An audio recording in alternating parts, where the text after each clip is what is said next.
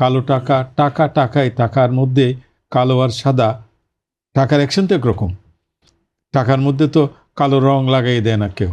ঘটনার চক্রে আমরা বলি যে যেটা লিখিত আয় সেটাকে সাদা টাকা বলি, যেটা অলিখিত আয় সেটাকে কালো টাকা বলি, এক কথায় বলতে গেলে।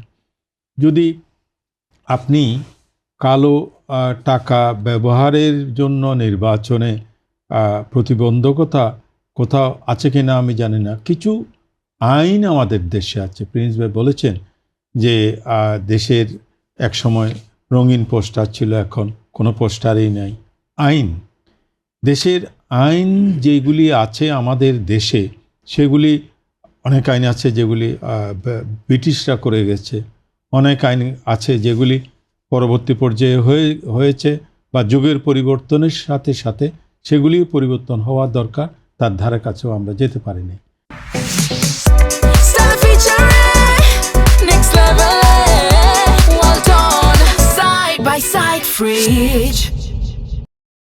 যে কারণে কেমন যেন সমুদ্রের বড় বড় ঢেউ উঠে আবার নিচের দিকে নেমে যায়, এরকম অবস্থা আমাদের সমাজ ব্যবস্থায়। আমাদের সমাজে এখন মধ্যবর্তী যে সরকার, ওনারা বলছেন যে সুন্দর একটা নির্বাচন উপহার দেবেন। ফাইন, এটা তো অনেক দেশের মানুষের আশা আকাঙ্ক্ষার একটা বাস্তবায়ন মনে করি আমি। তো নির্বাচন যে অবস্থায় আছে, অতীতে যে নির্বাচনগুলো হয়েছে, যে শেখ হাসিনার টাইমে বিভিন্ন নামে আখ্যায়িত করা হয়েছে ওনার দেওয়া নির্বাচনগুলোকে, ওখানে মানুষ ভোট দিতে যায়নি। যারা ভোট নিয়েছেন তারাও ভোট নেন নাই। এটা অনেকটা বলা যায় ব্যালট বক্সগুলোকে ভর্তি করা হয়েছে, যখন সরকারের ইচ্ছা যেরকম সেইভাবেই করা হয়েছে। এতে করে হয়েছে কি, মানুষ গণতন্ত্র বা ভোটাধিকার থেকে বঞ্চিত হয়েছে, এবং বঞ্চিত হওয়ার পরিপ্রেক্ষিতে যারা নির্বাচিত হয়েছেন তাদের কোনো জবাবদিহিতা ছিল না কারো কাছে, যেমন ইচ্ছে তেমন করেছে। যে কারণে সমাজে আমাদের দেশে বিভিন্ন উইং আছে, যেমন কাস্টমস আছে, ব্যাংক আছে, ট্যাক্সেশনের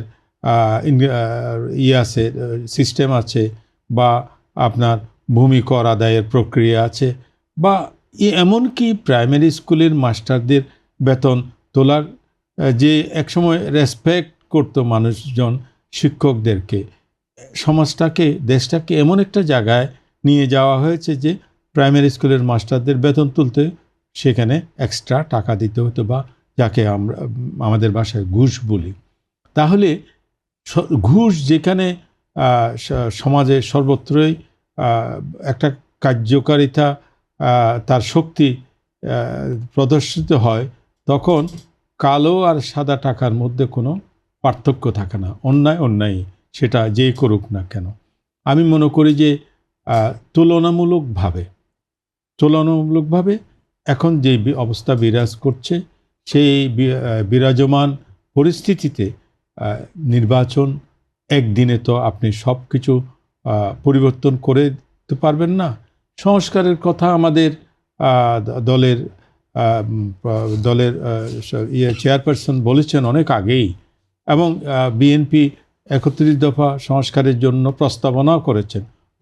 মধ্যবর্তী সরকারও প্রস্তাব বিভিন্ন রকম প্রস্তাবনা করেছেন।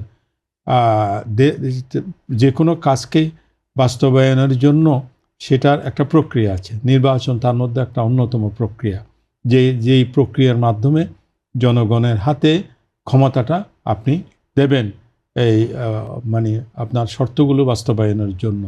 তো আমি মনে করি যে এই নির্বাচন যেটুকু হয়েছে, আমি বলবো না যে এটা একেবারে ইকুয়াল সিচুয়েশন সর্বত্রই বিরাজ করছে, আসলে তো তা না। কিন্তু আপনাকে ধাপে ধাপে এগিয়ে যেতে হবে।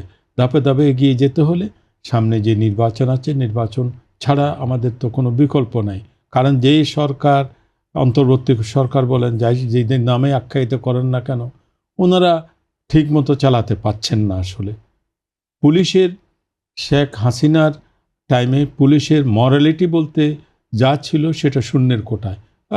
এরকম 1971 সালের স্বাধীনতা যুদ্ধেও আমরা যখন থানায় গিয়েছিলাম তখনও কিন্তু পুলিশ ছিল, পুলিশরা ভেগে যায়নি।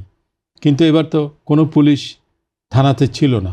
তাহলে আপনি প্লেয়িং ফিল্ড যেটা বুঝাচ্ছেন, ওই ধরনের সিচুয়েশন, ওই ধরনের মানসিকতা, ওই ধরনের মানসিক শক্তি বর্তমান পুলিশের কাছে কম থাকলেও ব্যতিক্রম যারা আছে, সব সময় সব কিছু লোক তো ব্যতিক্রম থাকে। আমরা আশা করি তাদের সেই মানসিক শক্তি তারা আবার গেইন করবেন এবং সমাজে আইনের শাসন প্রতিষ্ঠিত হবে। আইনটাও কেমন যেন প্রিভিলেজ ক্লাসের কাছে জিম্মি হয়ে গেছে। যেমন আমি বলি, একজন গরিব মানুষ, এটা আমার ছাত্র জীবন থেকে এই কথাটা বলে আসছি, একজন গরিব মানুষ সে রিক্সা চালায়, তার এক কাঠা জায়গা আছে, সেই জায়গাটা আরেকজন একটা কেস করে দিল, পয়সাওয়ালা মানুষ প্রতিবেশী, সে কেস করে দিল, উকিল তো সে উকিলের 10,000 টাকা 20,000 টাকা দিয়ে উকিলকে, সে ভালো উকিল দিয়ে সে আইনের ফ্যাসিলিটিসটা নেবে। কিন্তু রিক্সাওয়ালা গরিব মানুষ সে তো অত টাকাও দিতে পারবে না, সে একখণ্ড জমিটাও তো হাতছাড়া হয়ে যাবে। এই যে আইনের প্রকারান্তরে যে সমতা, সবার জন্য আইন সমান, এই জিনিসটা প্রতিষ্ঠিত না হলে তাহলে দেশের মানুষের আশা আকাঙ্ক্ষা প্রতিফলন হবে না। সেই জিনিসটা তো এখনো আগেও প্রতিষ্ঠিত ছিল না, এখনো হয়নি। তো এই পরিস্থিতিতে পেশি শক্তি বা কালো টাকা যেটা বলি, সেটা আসলে নির্বাচনে ঠেকানো সম্ভব কিনা? নির্বাচনের মতো হবে, আমরা আশা করছি ভালো হবে তুলনামূলকভাবে।